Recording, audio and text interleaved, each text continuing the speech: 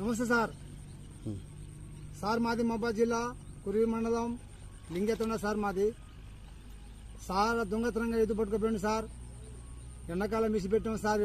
ఇసి పెడితే ఎద్దు దొంగతనంగా అమ్ముకుంది సార్. బంగ్లా కట్టుకుని అమ్ముకున్నాడు సార్. 52,000కు ధర చేసి అమ్ముకున్నాడు సార్. నేను దేవులాడిన 15 రోజులు దేవులాడినా సార్, ఎద్దు దొరకలేదు. అయితే మళ్ళీ వాడు ఏం చెప్పిండు, ముందుగాల ఒక 1000 రూపాయలు ఇస్తే నీకు ఎద్దు చూపిస్తాడు సార్. పైసలు లేవు, రేపు ఎల్లుండి ఇస్తా అని చెప్పితే సార్. కాదు, ఇవాళ ఇస్తేనే నీకు ఎద్దు నీకు దొరుకుతుంది, దొరకదు అన్నాడు సార్. మళ్ళీ 3వ రోజు కలిసిండు సార్. 5,000 రూపాయలు ఇస్తే నీ ఎద్దు నేను చూపిస్తావా, కాడ కట్టేసి ఉన్నది ఎద్దు. 5,000 రూపాయలు ఇస్తే నేను కట్టిస్తే ఎద్దు చూపిస్తాడు సార్. 5,000 రూపాయలు పట్టుకపోతే మళ్ళీ అక్కడ చూడడం లేదు, ఎద్దు ఇంకో చూడడం పోయింది. మనం దేవులాట నీకు ఇస్తా అని సార్ చెప్పిండు సార్.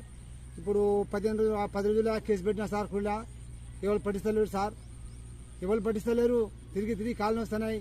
చేసే సార్ కాకపోతే వాడు మందు తాగి చేస్తాను. నేను